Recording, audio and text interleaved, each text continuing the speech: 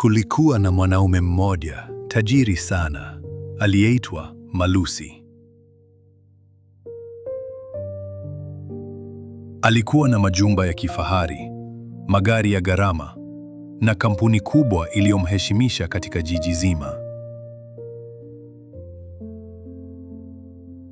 Lakini pamoja na utajiri wake wote, moyo wake haukuwa na furaha kamili. Alitamani kuwa na mke. Alitamani kuwa na familia.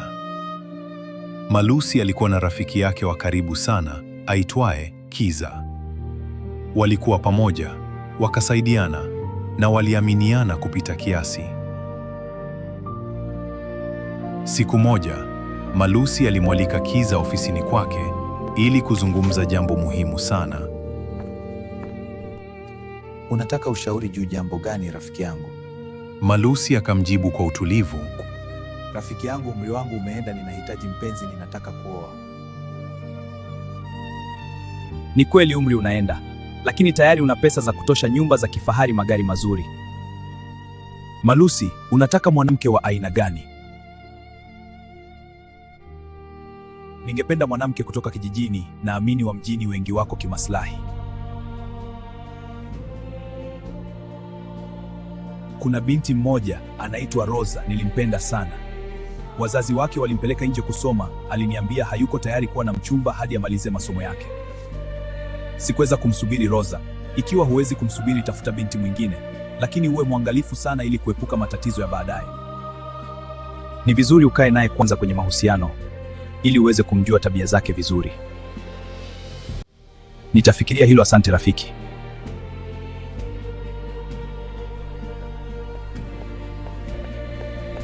Baada ya mazungumzo hayo, Malusi akaamua kwenda kijijini kwao.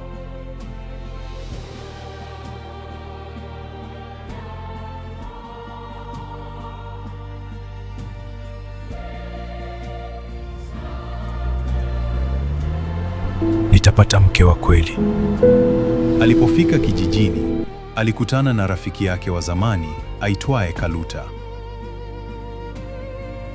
Wakazungumza kuhusu maisha ya mjini na ya kijijini.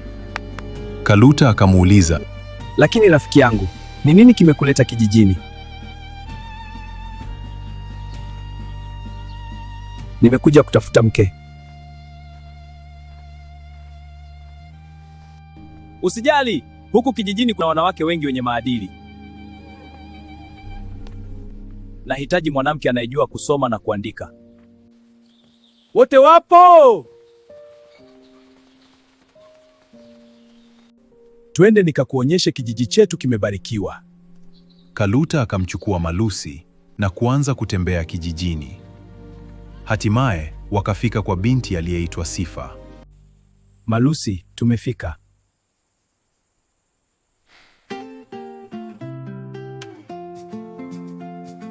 Sifa akawapokea kwa heshima kubwa. Karibuni. Huyu ni rafiki yangu kutoka mjini. Nashukuru kwa mapokezi.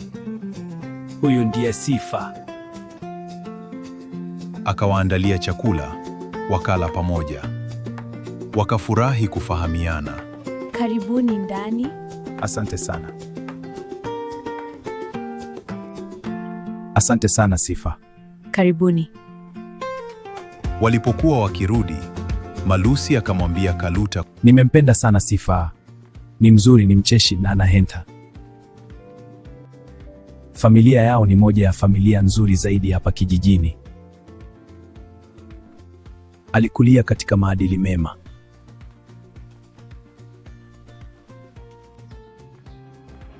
Nataka kumwoa. Moyo wangu umempenda sana. Bila kuchelewa, Malusi akaenda kulipa mahari.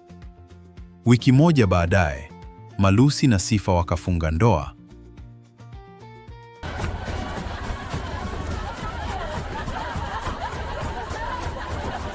Na kwenda kuishi mjini kama mume na mke. Walipofika jijini, Malusi akamwonyesha mke wake mali zake zote, ofisi yake, wafanyakazi wake na maisha yake ya kifahari. Sifa akastaajabu na kufurahia.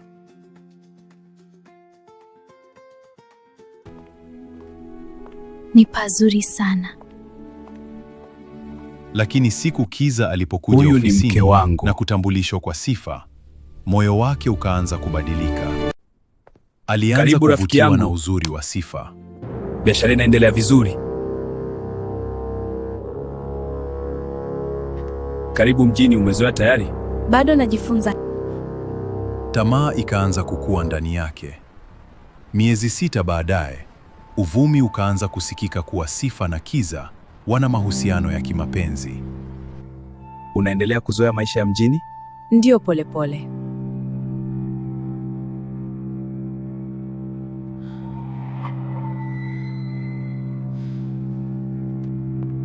Umesikia?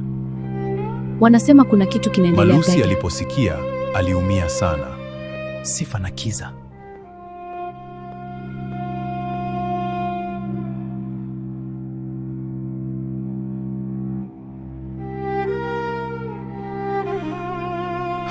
Haiwezekani. Lakini hakutaka kuamini bila ushahidi. Nitatafuta ukweli.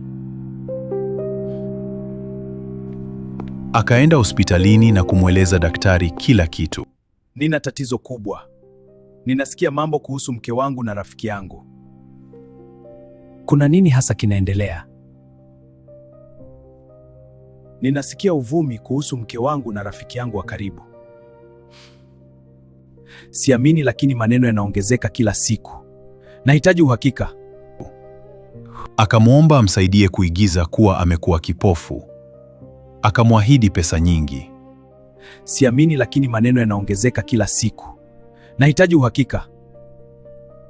Unataka nifanye nini? Nataka nijifanye kipofu. Unamaanisha waamini huoni tena? Ndiyo, ndipo nitajua ukweli. Unisaidie, nitakulipa.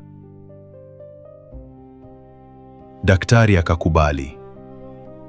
Sawa, nitakusaidia. Asante dokta. Malusi akarudi nyumbani na kulalamika kuwa Macho yangu yanauma sana. Twende hospitali sasa hivi.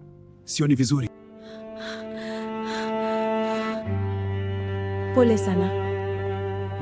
Sifa akampeleka hospitali.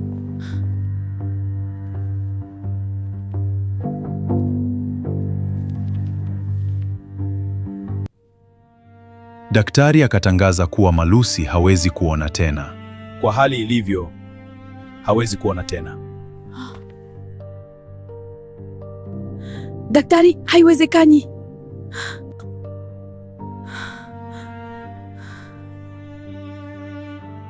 Hatuna njia ya kumrudishia uwezo wa kuona. Tangu siku hiyo, tabia ya Sifa ikabadilika. Siku iliyofuata akaenda ofisini kumweleza Kiza.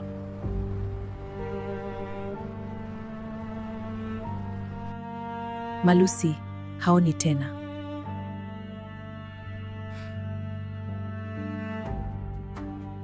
Pole sana. Huu ndio wakati wa kuchukua mali zote. Siwezi kuishi na kipofu. Dai talaka. Wakaanza kupanga mipango yao. Usiku mmoja walitoka pamoja. Sifa akaomba wamuite Kiza. Haina shida, mpigie simu. Wakakaa pamoja Karibuni. wakinywa. Asante sana. Napenda muziki huu, nataka kucheza. Sawa, nenda.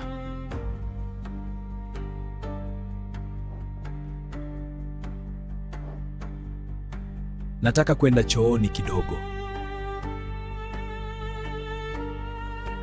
Sawa. Sifa akaenda kucheza muziki na Kiza akaenda kumfuata.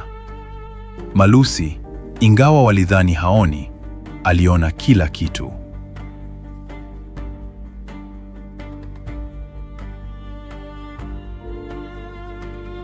Baadaye, Sifa akamletea Malusi karatasi akisema ni za tenda kubwa. Malusi, kuna karatasi unatakiwa kusaini. Mke wangu, kwa nini unayafanya mambo kuwa magumu? Si ungesaini tu wewe? Saini yako ni muhimu sana. Malusi akaomba kinywaji baridi. Sifa alipokwenda kuchukua, Malusi akasoma karatasi na kugundua ni talaka. Lakini akasaini kimya kimya. Mpango ukaendelea. Karatasi nyingine zikaandaliwa ili mali zote ziwe za Sifa endapo Malusi atafariki. Hizi ni karatasi nyingine. Ukimsainisha kila kitu kitakuwa chako. Vema sana, nitafanya kama ulivyosema. Daktari akamwonya kuwa wanaweza kumuua. Lazima uwe makini sana. Wanaweza kukua. Hawawezi. Najua mipango yao.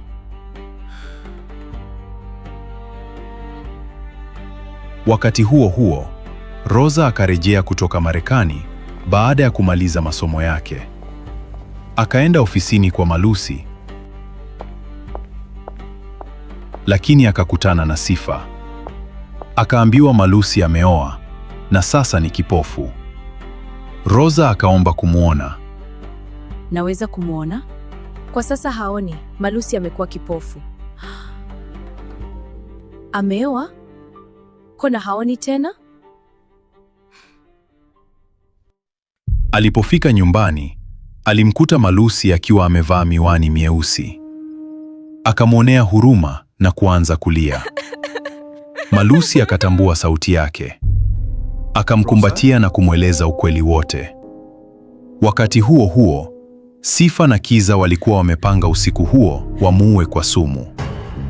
Walipofika baa, Sifa akaweka sumu kwenye kinywaji cha Malusi. Lakini Malusi aliona kila kitu. Akaibadilisha ile glasi.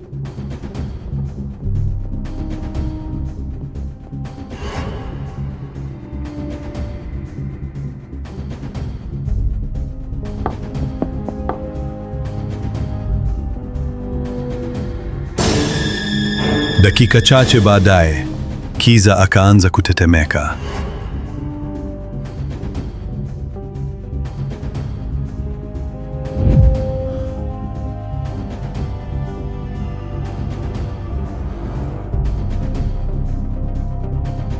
Mapovu yakaanza kutoka mdomoni.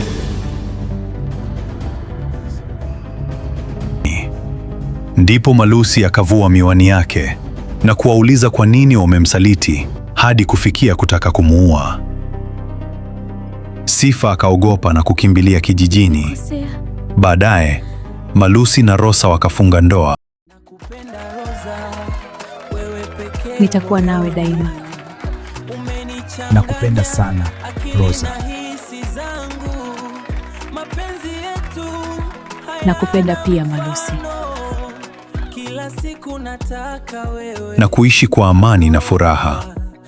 Na hapo ndipo ikadhihirika kuwa rafiki mnafiki ni hatari kuliko adui wa wazi.